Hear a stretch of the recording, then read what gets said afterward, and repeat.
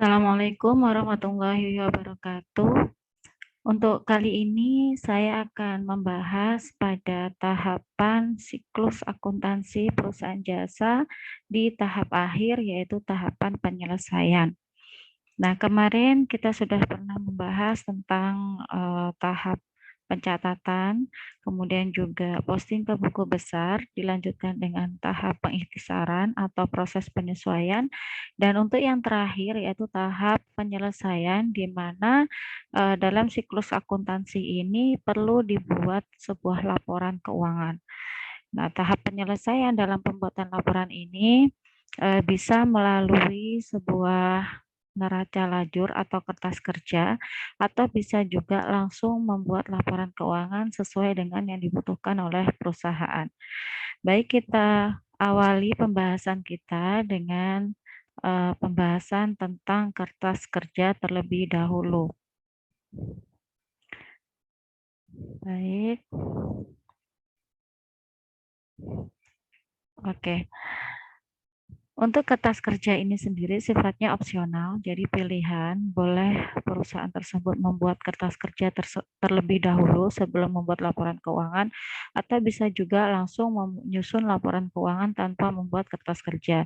Jadi boleh ada, boleh tidak, seperti itu ya.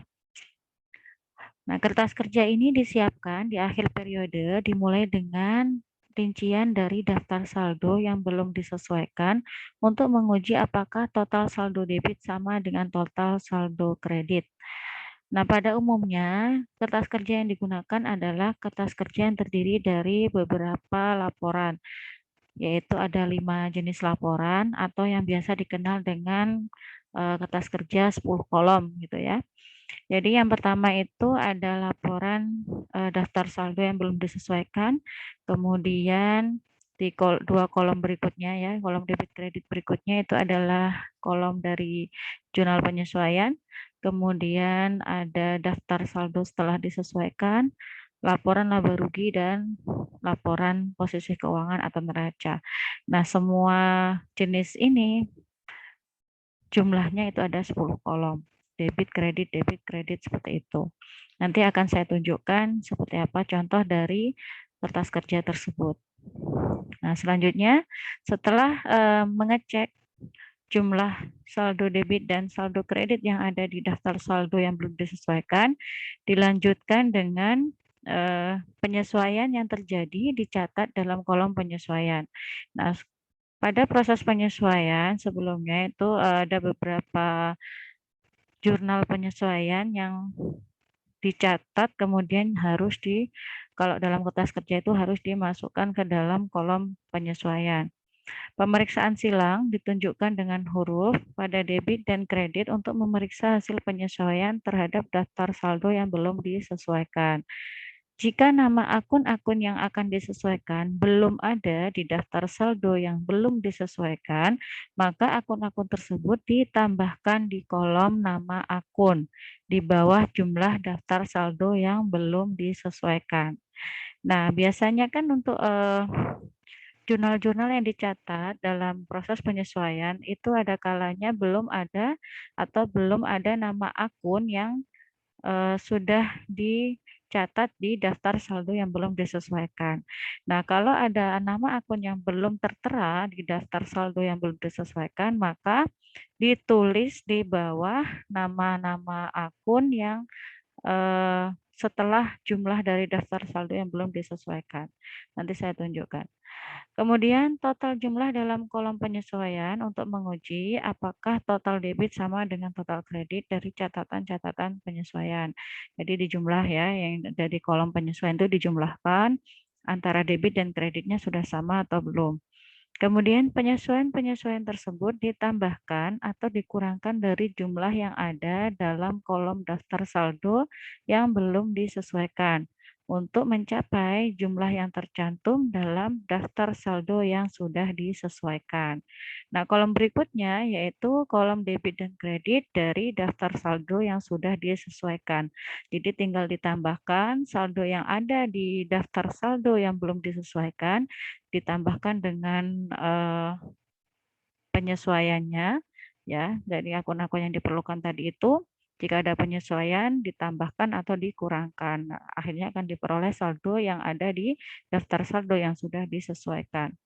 Setelah itu, dijumlahkan kolom daftar saldo yang sudah disesuaikan untuk mengecek apakah saldo debit dan kredit setelah penyesuaian adalah sama.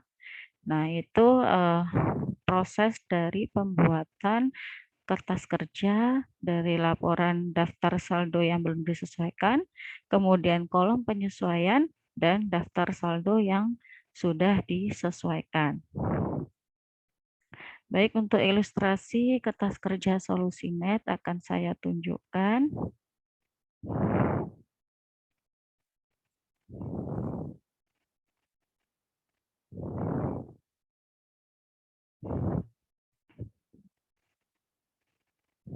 Nah, ini adalah kertas kerja dari solusi net. Jadi di sini ada judul solusi net kertas kerja akhir periode untuk 2 bulan yang berakhir 31 Desember 2014. Nah, kemudian di sini ada kolom yang pertama yaitu nama akun, kemudian 2 kolom berikutnya adalah daftar saldo belum disesuaikan, ada kolom debit dan kredit, kemudian kolom penyesuaian, debit kredit, daftar saldo yang sudah disesuaikan, debit kredit, laporan laba rugi, debit kredit, dan laporan posisi keuangan debit kredit. Jadi jumlahnya ini ada 10 kolom. Nah, kemudian untuk langkah pertama yaitu tulis semua nama akun yang ada di daftar saldo belum disesuaikan, akun dan saldonya. Nah, ini dicatatkan semua tadi itu ya langkah pertamanya sampai pada jumlah dari daftar saldo yang belum disesuaikan, dijumlahkan.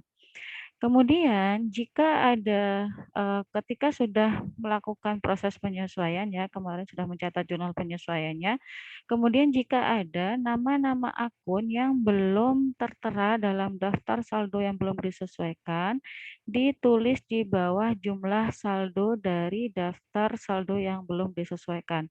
Jadi ditulisnya di sini sebelum laba atau rugi ini, di sini ini nanti tambahkan baris untuk mencatat nama-nama akun yang belum disesuaikan.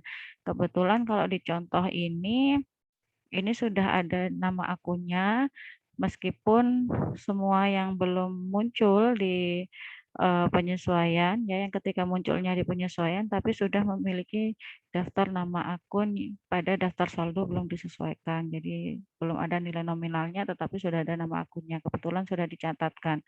Nah, kalau memang belum ada, jadi semua daftar saldo yang belum disesuaikan, nama akunnya sudah dituliskan semua beserta saldo saldo akhirnya yang sebelum disesuaikan ini. Kemudian ada muncul nama-nama yang pada jurnal penyesuaian ini belum ada di daftar sebelumnya, maka perlu dicatatkan setelah jumlah dari daftar saldo yang belum disesuaikan di bawahnya gitu ya. Nah, kalau sudah catat pada proses penyesuaian, catat di kolom penyesuaian. Nah, di kolom penyesuaian ini misalnya untuk poin A itu penyesuaian ada pada bahan habis pakai. Jadi untuk penyesuaian untuk bahan habis pakai adalah beban bahan habis pakai pada bahan habis pakai. Jadi beban bahan habis pakainya itu debit. Nah, ini ya muncul di sini poin A ya debit, kemudian kreditnya bahan habis pakai. Nah, ini pemeriksaan silangnya seperti itu. Jadi setiap jurnal itu kan ada debit, ada kredit, maka harus diperiksa. Oh, ini debitnya di beban bahan habis pakai, kemudian kreditnya ada di bahan habis pakai. Kemudian kalau B ini tentang apa? Tentang asuransi dibayar di muka. Berarti ada beban asuransi. Nah, ini ya, beban asuransi, debit dan kreditnya asuransi dibayar di muka. Nah, ini untuk beban asuransi. Seperti itu seterusnya. Jadi perlu dilakukan cross check atau pemeriksaan silang debit kredit yang tertera dalam kolom penyesuaian. Nah, jika sudah dijumlahkan antara debit dan kreditnya yang ada di kolom penyesuaian, nah kalau sudah balance berarti tidak ada masalah. Untuk selanjutnya, membuat daftar saldo yang disesuaikan. Nah, membuat daftar saldo yang disesuaikan ini dicatat kembali saldo-saldo yang ada pada daftar saldo yang belum disesuaikan. Ketika tidak ada penyesuaian yang diperlukan, maka saldonya tetap. Tetapi ketika ada akun tersebut dipengaruhi oleh penyesuaian yang sudah terjadi, maka akan berubah. Tergantung di situ dia bertambah atau berkurang. Contoh untuk piutang usaha, saldo sebelum disesuaikan adalah 2.220.000. Kemudian di kolom penyesuaian ada debit 500.000.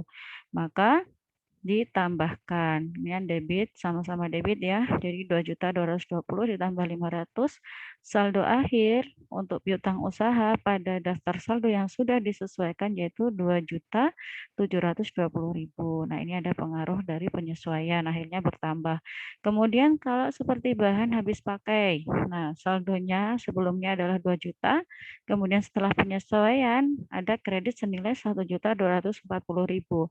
Maka saldo akhirnya setelah penyesuaian yaitu 760.000. 2 juta dikurangi 1.240, 760.000 dan seterusnya. Ini adalah saldo debit karena memang masih lebih besar atau memang saldo normalnya untuk BHP ini kan debit ya. Kemudian dikurangin 1.240 yang sudah menjadi beban, maka masih tersisa 760.000 ada di sisi debit. Dan seterusnya seperti itu dicatatkan atau dihitung ada pengaruh penyesuaian atau tidak. Kalau tidak ada pengaruh dari penyesuaian, maka saldonya akan tetap. Nah, setelah itu dijumlahkan antara debit dan kreditnya pada daftar saldo yang sudah disesuaikan. Selanjutnya, jika sudah diperoleh daftar saldo yang disesuaikan, baru bisa dibuat laporan laba ruginya. Akun-akun apa saja yang dimasukkan ke dalam laporan laba rugi? Yaitu yang pertama akun pendapatan. Nah, ini ya, pendapatan. Baik pendapatan jasa maupun pendapatan sewa. Nah, ini pendapatan jasa dan pendapatan sewa ada di sisi kredit. Kemudian debitnya adalah seluruh beban yang ada. Seluruh beban yang ada yang terjadi di perusahaan. Jadi yang masuk ke dalam laporan laba rugi di sini adalah semua akun-akun nominal atau akun sementara, pendapatan dan beban. Itu aja. Pendapatan sudah masuk di kredit, kemudian beban. Ada beban gaji, beban bahan habis pakai, beban sewa, beban utilitas, beban asuransi, beban penyusutan, dan beban lain-lain. Semua jumlah saldo yang telah disesuaikan di-input ke laporan laba rugi di sisi debit. Nah, jika sudah, jumlahkan pendapatan yang ada, kemudian dijumlahkan beban yang ada. Jadi dari sisi kredit, pendapatan dikurangi dengan sisi debit seluruh beban, selisihnya itu masuk di debit sebagai laba atau rugi. Ya, selisih antara pendapatan dengan beban disebut laba atau rugi. Nah, kalau laba maka letaknya ada di sisi debit. Nah, kalau misalkan rugi ada di sisi kredit. Gitu ya. Karena ini masih ada sisa antara pendapatan dengan beban, maka ada laba sejumlah 7.105.000. Nah, kalau sudah dijumlahkan debitnya berapa, kreditnya berapa. Kalau sudah balance berarti benar. Kemudian selanjutnya membuat laporan posisi keuangan. Nah, untuk laporan posisi keuangan ini adalah semua akun real atau akun permanen yang ada di perusahaan selain pendapatan dan beban. Jadi bisa aset, liabilitas, dan ekuitas. 3 jenis akun ini yang akan masuk ke dalam laporan posisi keuangan. Aset ada kas piutang usaha, kas piutang usaha, bahan habis pakai, asuransi dibayar di muka, tanah peralatan kantor, akumulasi penyusutan peralatan kantor. Nah, ini adalah asetnya. Kalau ini akun kontranya ya juga akan masuk dalam bagian aktiva atau aset. Kemudian liabilitasnya ada utang usaha dan utang gaji. Selanjutnya ada sewa diterima di muka. Kemudian ada ekuitas yaitu modal dan prive. Nah, prive ini juga mempengaruhi modal secara langsung, maka pencatatannya ada di kalau di neraca lajur ya, ini ada di laporan posisi keuangan. Nah, jadi semua dicatatkan saldonya, kas, piutang, bahan habis pakai, asuransi dibayar di muka, tanah, peralatan kantor, dan akumulasi penyusutan peralatan kantor. Nah, kalau akumulasi ini kredit ya. Ini akumulasinya di kredit. Kemudian utang usaha kredit, utang gaji kredit, sewa diterima di muka kredit, modal kredit, dan prefer debit. Nah, ini jangan lupa ada prefer di sini debit. Selanjutnya, laba rugi ya. Laba rugi yang tadi sudah didapatkan di laporan laba rugi itu diinput ke laporan posisi keuangan di sisi kredit. Karena dia akan menambah modal, jadi di sisi kredit. Kemudian kalau prefer mengurangi modal ada di sisi debit. Nah, kalau sudah dijumlahkan semuanya antara debit dan kredit harus balance. Nah, kalau sudah balance berarti benar. Oke, itu sudah cara membuat laporan kertas kerja atau laporan neraca lajur ya. Jadi membuat neraca lajur ini bagian dari laporan keuangan yang sifatnya opsional. Jadi bisa ada bisa tidak. Membuat kertas kerja. Jadi belum bentuk laporan ya, membuat kertas kerja atau neraca lajur. Baik, jika sudah ini cara membuat neraca lajurnya, kita lanjutkan ke pembuatan laporan keuangan. Kembali ke PowerPoint kita tadi. Oke. Setelah neraca lajur, kita ke laporan keuangan. Nah, untuk laporan keuangan itu terdiri dari 3 jenis laporan keuangan. Yang pertama laporan laba rugi, kemudian laporan perubahan ekuitas, dan laporan posisi keuangan. Laporan pertama yaitu laporan laba rugi, disiapkan secara langsung dari daftar saldo yang sudah disesuaikan. Akun yang dimasukkan ke dalam laporan laba rugi adalah akun pendapatan dan akun beban-beban. Ini adalah format dari laporan laba rugi yang secara umum digunakan. Di sini tuliskan judulnya dulu, nama perusahaan, kemudian laporan laba rugi untuk periode yang berakhir tanggal 31 Desember 2014.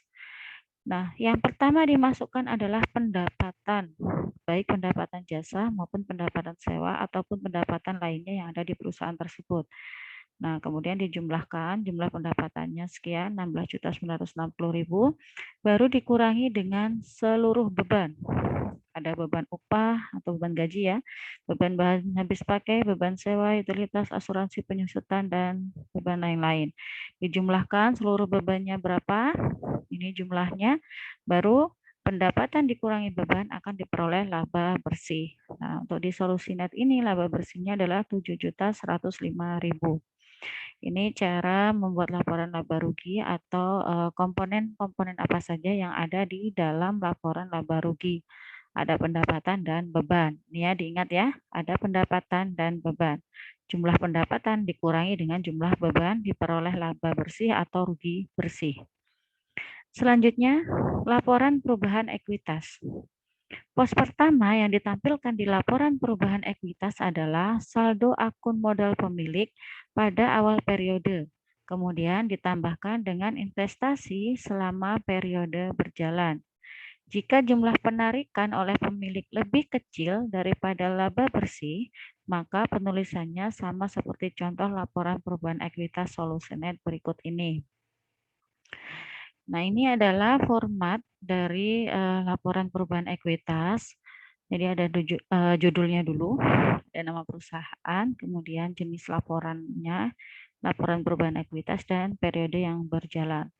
Untuk periode yang berakhir tanggal 31 Desember 2014. Modal cita-cita 1 November 2014 adalah 0. Ya, untuk awal pembukaan itu ada 0. Kemudian ditambah investasi 1 November 2014. Jadi untuk modal itu adalah dipengaruhi oleh investasi yang ditanamkan. Nah, ini untuk investasi awal di periode tersebut adalah 25 juta. Kemudian ditambah dengan laba bersihnya. Laba bersih November dan Desember adalah 7.105.000 maka totalnya ada 32.105.000. Dikurangi dengan penarikan atau prive 4 juta, maka diperoleh kenaikan pada ekuitas pemilik sejumlah 28.105.000. Nah, berarti modal Cinta-Cita pada akhir periode tersebut atau modal akhirnya dari Cinta-Cita adalah 28.105.000. Nah, ini ya, jadi diperoleh modal akhir per 31 Desember 2014. Ini untuk laporan perubahan ekuitas. Jadi adanya investasi, ya, modal ditambah dengan investasi, kemudian ditambah dengan laba bersih, dikurangi dengan penarikan, maka diperoleh modal akhir dari pemilik. Jika jumlah penarikan oleh pemilik lebih besar daripada laba bersih, maka penulisannya sebagai berikut. Nah, ini dicontohkan ketika prive itu lebih besar daripada jumlah laba bersih yang diperoleh perusahaan. Contohnya ini modal Joko Mulyono 1 Januari 2014 adalah 39 juta. Ini ada saldo modal itu sejumlah 39 juta, ditambah investasi tahun berjalan 6 juta. Ada tambahan investasi 6 juta, kemudian dikurangi dengan rugi bersih tahun berjalan. Nah, kebetulan ini di perusahaan tersebut pada tahun berjalan itu mengalami kerugian. Jadi, dikurangi rugi bersih tahun berjalan dulu, kemudian dikurangi dengan preview-nya. Preview-nya ada 9.500.000, ini ruginya 5.600.000. Maka penurunan pada ekuitas pemilik yaitu sejumlah 9.100.000. Investasi dikurangi dengan rugi, dikurangi dengan pengambilan prive, jadi ada minus penurunan pada ekuitas pemilik. Karena minus, jadi di sini istilahnya adalah penurunan. Penurunan pada ekuitas pemilik sejumlah 9.100.000. Maka modal Joko Mulyono pada tanggal 31 Desember 2014 adalah 29.900.000. Nah, ini diperoleh modal akhirnya, di mana modal awalnya dikurangi dengan penurunan yang terjadi. Baik. Selanjutnya kita ke laporan posisi keuangan atau yang dulu disebut dengan neraca. Ini adalah contoh dari laporan posisi keuangan perusahaan Solusinet. Nah, akun-akun yang dicatatkan di laporan posisi keuangan itu adalah akun-akun real. Akun real itu adalah akun yang permanen. Jadi sifatnya dari tahun ke tahun itu akan terus dicatatkan. Nah, yang pertama adalah di sisi kiri ini ada aset lancar, kas, piutang usaha, bahan habis pakai, asuransi dibayar di muka. Ini aset lancarnya, kemudian ada aset tetap, ada tanah dan peralatan kantor, serta dikurangi dengan akumulasi penyusutan peralatan kantor. Maka diperoleh nilai nominal dari nilai bersih dari peralatan kantor tersebut. Oke, maka jumlah aset 29.495. Kemudian di sisi kanan ada liabilitas. Liabilitas lancar terdiri dari utang usaha, utang gaji, pendapatan diterima di muka. Jumlah liabilitas 1.390.000 dan ada ekuitas pemilik yaitu modal Cinta-Cita per akhir 31 Desember adalah 28.105.000. Nah, ini yang tadi dicari di laporan posisi keuangan ya. Di input ke neraca. Setelah itu jumlah liabilitas dan ekuitas pemilik yaitu berjumlah 29.495.000. Jadi balance antara sisi kiri aset dan sisi kanan liabilitas plus ekuitas pemilik. Jadi untuk laporan posisi keuangan itu ada dua bentuk. Kalau seperti ini adalah bentuk T, ya, kiri dan kanan. Kalau yang selanjutnya itu ada bentuk subkontro. Nah, jadi aset atas, kemudian di bawahnya lagi setelah jumlah aset itu liabilitas, setelah jumlah liabilitas ada ekuitas pemilik, jadi terus menurun gitu ya. Itu kalau bentuk subkontro. Nah, kalau yang ini bentuk T gitu. Baik, itu tadi ya tentang 3 jenis laporan yang dibuat di perusahaan jasa. Jadi ini tahap penyelesaiannya sampai pada pembuatan laporan keuangan. Nah, kalau setelah pembuatan laporan keuangan, kita ke ayat jurnal penutup. Nah, ini penutupan dari siklus akuntansi perusahaan tadi sudah sampai pada pembuatan laporan keuangan. Nah, kalau sudah, baru dilanjutkan ke ayat jurnal penutup. Saldo akun-akun yang dilaporkan di laporan posisi keuangan terus disertakan dari tahun ke tahun karena bersifat permanen. Ya, yang tadi itu di neraca, akun-akun yang ada di neraca atau yang ada di laporan posisi keuangan, ini setiap tahun akan terus dicatat nama-nama akun tersebut. Nah, karena bersifat permanen atau disebut dengan akun permanen atau permanen account atau akun real atau real account. Nah, ini yang tadi saya sebutkan sebelumnya. Kemudian, saldo akun-akun yang di laporan laba rugi yang dilaporkan di laporan laba rugi dan akun prive yang dilaporkan di laporan perubahan ekuitas tidak disertakan dari tahun ke tahun karena akun-akun ini hanya melaporkan jumlah untuk satu periode. Nah, akun-akun ini disebut dengan akun sementara atau temporary account atau akun nominal, nominal account. Nah, ini kalau untuk yang pendapatan, beban, dan juga prive ini masuk dalam kategori akun sementara. Jadi hanya melaporkan jumlah pada satu periode. Nah, pada awal periode selanjutnya, saldo akun sementara harus nol. Ya, pada awal periode selanjutnya, saldo akun sementara harus nol. Di mana saldo akun sementara dipindahkan ke akun real pada akhir periode. Ayat jurnal yang digunakan disebut dengan ayat jurnal penutup atau closing entries. Nah, proses permindahannya disebut dengan proses penutupan atau closing process atau tutup buku, closing the books. Nah, ini jadi untuk akun-akun sementara itu tadi, pada periode berikutnya itu harus nol. Jadi sudah tidak muncul lagi saldo dari akun nominal. Jadi tidak ada lagi beban, tidak ada lagi pendapatan. Karena itu memang hanya melaporkan pada satu periode aja, tidak ada privo juga. Nah, bagaimana untuk bisa menolkan saldo dari akun-akun sementara itu tadi? Yaitu dengan membuat ayat jurnal penutup pada proses penutupan. Nah, ini bagaimana untuk proses penutupannya? Meliputi 4 tahap, yaitu yang pertama, saldo akun pendapatan dipindahkan ke sebuah akun yang disebut ikhtisar laba rugi atau income summary. Jadi ini ada akun baru yang disebut dengan ikhtisar laba rugi. Pendapatan dipindahkan ke akun ikhtisar laba rugi. Kemudian yang kedua, saldo akun beban dipindahkan ke sebuah akun yang disebut ikhtisar laba rugi. Kemudian yang ketiga, saldo ikhtisar laba rugi, yaitu dari laba bersih atau rugi bersih, dipindahkan ke akun modal pemilik.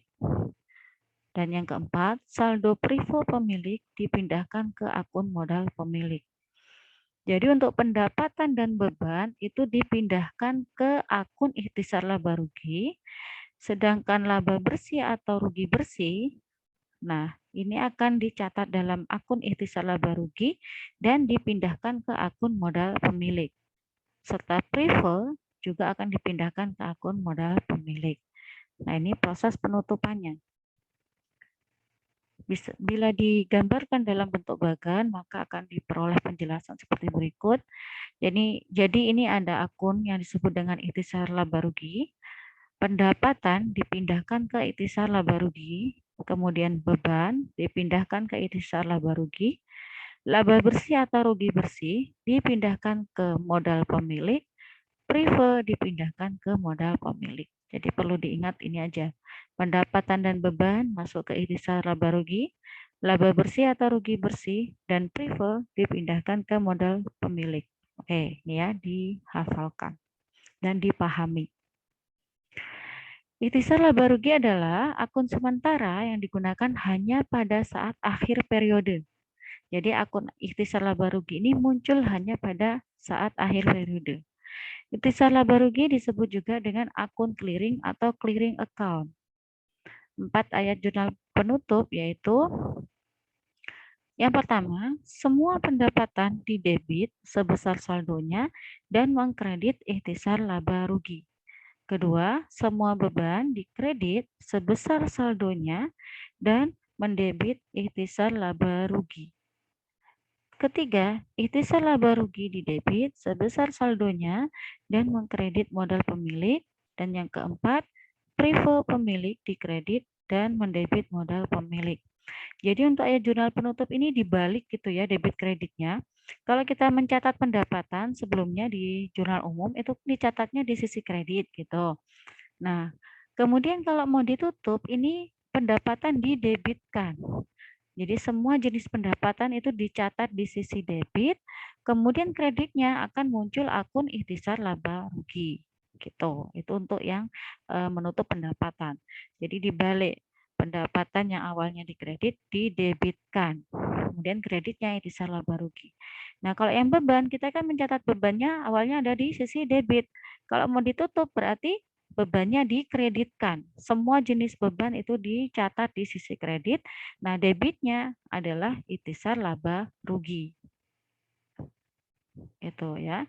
Jadi semua beban dikreditkan, kemudian ikhtisar laba rugi didebitkan. Yang ketiga, untuk mencatat laba rugi atau laba atau rugi bersih. Nah, ketika laba atau rugi bersih ini terjadi, maka didebitkan dengan akun ikhtisar laba rugi. Jadi jumlah labanya itu buat nama akun ikhtisar laba rugi, kemudian kreditnya yaitu modal pemilik. Nah, kalau rugi bagaimana? Kalau laba kan dicatatnya ikhtisar laba ruginya di debit, kemudian kreditnya modal pemilik. Kan bertambah modal pemiliknya ya kalau laba. Nah, kalau rugi berarti ikhtisar laba ruginya di kredit, debitnya modal pemilik. Kalau rugi kan berarti modalnya berkurang, maka modal pemiliknya ada di sisi debit dan ikhtisar laba ruginya di kredit. Nah, kalau laba ya ketika posisi perusahaan ini memiliki keuntungan atau laba, maka akun ikhtisar laba rugi di debit, kreditnya modal pemilik.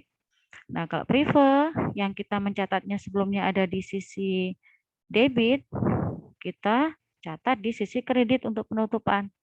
Jadi dinolkan. Prive sejumlah saldonya dikreditkan, debitnya modal pemilik. Itu ya. Jadi kalau membuat jurnal penutup itu dibalik dari saldo normalnya tadi itu. Bagian arus ayat jurnal penutup untuk solusi net. Nah, ini yang pertama ada dua jenis pendapatan ya. Pendapatan jasa ini harusnya ya. Pendapatan jasa saldo awalnya itu adalah di kredit 16.840, kemudian didebitkan dan muncul ikhtisar laba rugi dari jumlah seluruh pendapatan. Jadi ada pendapatan jasa dan pendapatan sewa dijumlahkan. Ini keduanya ini didebitkan dan muncul di ikhtisar laba rugi sejumlah saldo kreditnya yang tadi itu jumlah dari debit pendapatan ini. Kemudian yang di akun beban, semua beban itu dikreditkan. Nah, semua beban dikreditkan, dijumlahkan, dan debitnya adalah jumlah seluruh beban pada akun ikhtisar laba rugi. Selanjutnya, selisih antara ikhtisar laba rugi sisi kredit dan debit ini diperoleh sejumlah laba ya, laba yang kemudian laba ini ada di sisi debit, kreditnya adalah modal pemilik. Nah, ini kredit sejumlah laba itu tadi. Selanjutnya yang keempat yaitu prive yang awalnya ada di sisi debit dikreditkan, kemudian debitnya adalah modal pemilik ya, modal di sisi debit karena adanya prive ditutup itu tadi. Nah, ini bagian arusnya pada buku besar masing-masing akun. Nah, ini adalah ayat jurnal penutup untuk solusi net.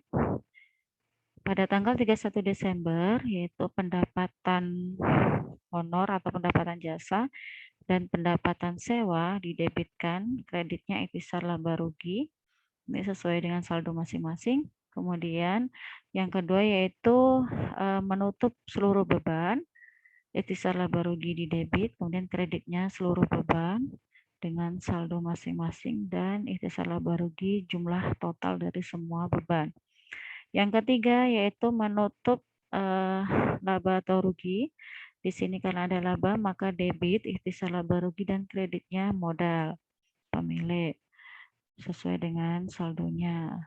Kemudian yang keempat yaitu menutup prive, maka debitnya modal pemilik, kreditnya prive. Nah, ini udah.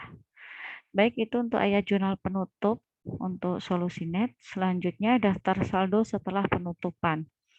Nah, daftar saldo setelah penutupan ini berarti untuk semua akun-akun nominal, pendapatan dan beban, prive, ya, pendapatan, beban, dan prive ini sudah nol semua. Jadi tidak muncul lagi akun-akun tersebut di daftar saldo setelah penutupan. Yang muncul hanyalah akun-akun real, yaitu kas, piutang, bahan habis pakai, asuransi dibayar di muka, tanah, peralatan kantor, akumulasi penyusutan peralatan kantor, utang usaha, utang gaji atau utang upah, sewa diterima di muka, dan modal. Nah, ini adalah akun-akun yang ada di laporan posisi keuangan. Gitu. Jadi ini semua adalah akun real. Untuk dibuat daftar saldo setelah penutupan. Nah, ini saldo-saldo ini akan digunakan sebagai saldo awal untuk periode berikutnya. Gitu ya. Jadi semoga bisa dipahami, ini adalah proses paling akhir dalam pembuatan siklus akuntansi suatu perusahaan, yaitu memunculkan atau memberikan daftar saldo setelah penutupan. Baik, itu saja yang bisa saya jelaskan tentang tahap penyelesaian dalam siklus akuntansi perusahaan, khususnya untuk perusahaan jasa yang kali ini kita bahas. Baik, terima kasih atas perhatiannya. Semoga apa yang saya sampaikan bisa difahami dan bisa memberikan manfaat kepada semuanya yang menyimak video ini. Dari saya cukup sekian. Terima kasih. Wassalamualaikum warahmatullahi wabarakatuh.